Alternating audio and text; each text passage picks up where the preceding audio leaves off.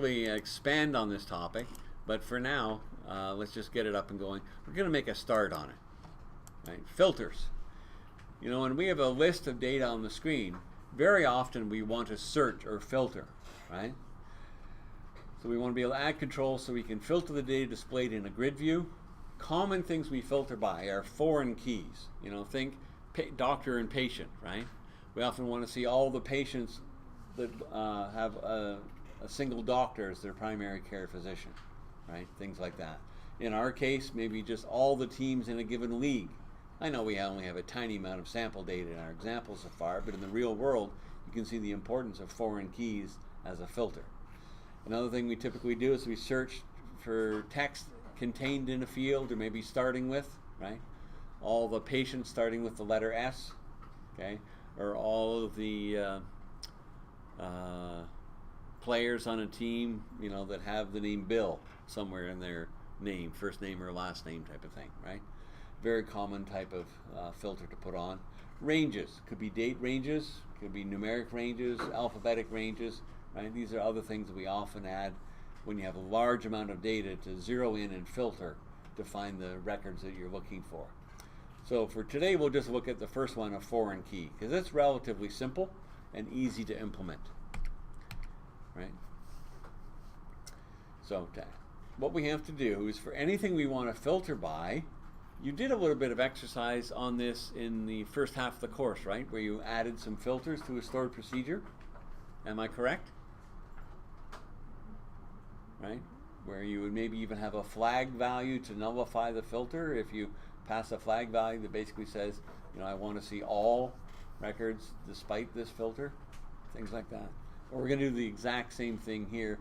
Later on, we'll use stored procedures for it, but for now, we'll just do it in SQL. So we'll add parameters with default values to the select statement for each filter we want to filter by. And we'll provide values for those parameters from controls on the web form. So specifically to filter by a foreign key, what we'll often do is add a data source, okay, returning the list. Guess what? We already have one. We added it for our drop-down list for our foreign keys. I can reuse that data source because it gives me a list of all the leagues, which is our foreign key. Okay? So we'll add a drop-down list at the top of the page. I've got a typo there for the filter. Now we want to have an all option, right? So we can go back to having all. Assuming we have an integer identity, which we usually do for the primary key, we can use 0 as the value for our all option. That way there's no chance that our flag value will be colliding with one of the values in the database, right? Then we'll set the append databound items property of the drop-down list to true so that we can leave our all option in place, not have it removed when data comes to the database to complete the drop-down list. And we'll enable auto postback, so as soon as we select a new value to filter by, it'll immediately filter it, right? So a few steps there. Let's go back to Visual Studio. We're almost done this, right? So I'll stop running. So we already have our data source for our league list. Good, so that's already in place. We'll use that, right? So maybe what I'll do is I'll say filter by league, right? And I'll stick on a drop-down list where we can edit items and manually add our all leagues, right?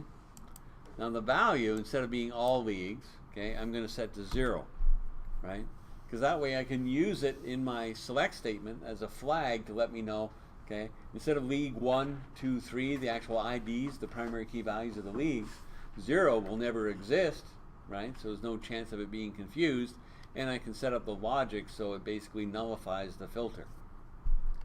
So that's good. So that'll be in the drop-down list at the top, but by adding a data source as well, I can then populate from my league list my alphabetical list of all the leagues underneath, where the ID, the primary key, is the value of each item in the drop-down list. Only problem is it will replace the existing items collection with the data coming from the database unless over here in properties, okay, there's a append databound items. Boolean. So set that to true. So instead of replacing or overwriting the items collection we've manually added, it will append or add the data coming from the database to my select all option. And one last thing, okay, if you only have one thing to filter by, then you can just enable auto postback. Just saves a step. You don't have to click some button to apply your filter. Later on, when we start having multiple things to filter by, we won't do that, right? Because we want to set multiple criteria for a filter and then click some button to go and filter it, right? But for now, we might as well enable this so it can immediately apply the filter by posting back. Okay, now the only thing left is, all right, how's the data source going to know to do the filter? Well, that's my data source for teams. Onto the breach once again. We're going to go back and run the configuration wizard again.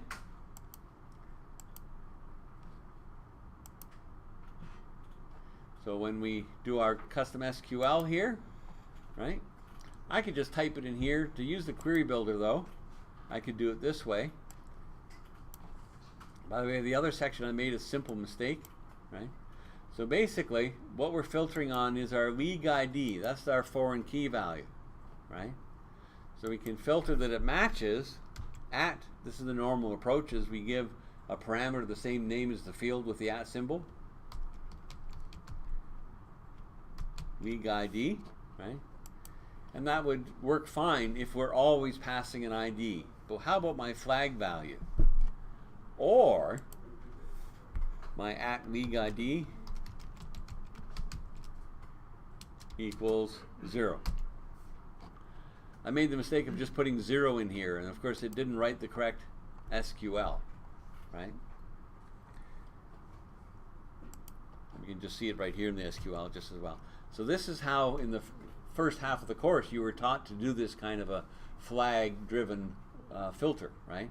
Where the league ID matches our parameter, or our parameter equals the flag value, our flag value of being 0. Make sense? That way if we pass 0, or we still have it on the all option, basically this will always be true with an or. If either side of an or is true, the whole expression is true, so all data is returned. In other words, there basically is no filter. But instead of having to have two separate select queries, we can reuse this one for both situations where we do want to filter by a given league, or we don't want to filter by any league. Okay, so I click next. Don't need to change the action queries, but this is new. We have a define parameter dialog box comes up because our select statement now has a parameter. Where's it going to get its value? Well, we have lots of sources.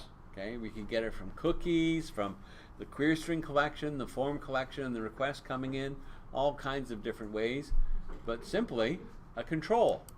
Okay, in most of our filtering, we're going to use a control that the users interacted with to set the filter. The control ID, ARG. I hate it when I do that. Drop down list 3, I forgot to name the drop down list. What a pain. Well, I can fix this later. Okay, default value of 0. You can test the query, but of course, even to test the select now, I have to provide a parameter value. If I put in 2 as the ID of the league, it will actually run the query and return only the teams in league ID 2, the South League, right? I can test it again with a different value. If I leave it at 0, I should get all, right, being returned. So I'll just finish. Okay, it didn't even prompt me because we didn't actually change the projection at all, right? But let's see if it works. I can play my Everything is Awesome song again. Okay. Did it start? Where is it? Oh, here it is. Oh, I guess it was open. Sure, resend. Okay. So if I go north, it immediately filters for north. Okay. East. Oh, I've got 2 teams in East, the East League. If I go back to all leagues, I get them all back again. Right?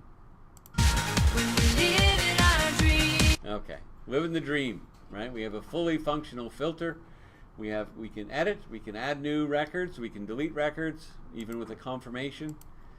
So this is finally not a bad little starting web form, right? We have validation, controlling all the inputs so we don't get database errors, okay? So this is pretty darn good. Any questions? All right. Just because it's bugging me, I should have named that drop-down list. So let me modify it here. I'll change the ID to DDL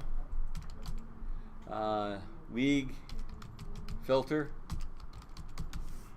And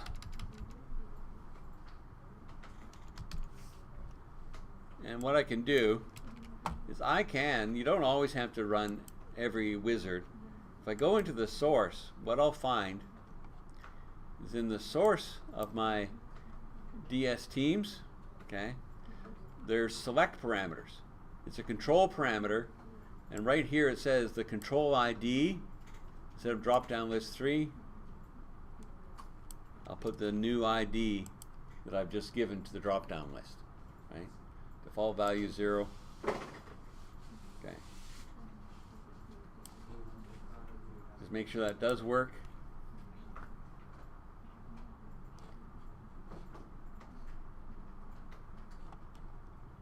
Come on, hurry up. I had that ready in case it took a really long time. Alright, but it's working. There we go. The properly named control.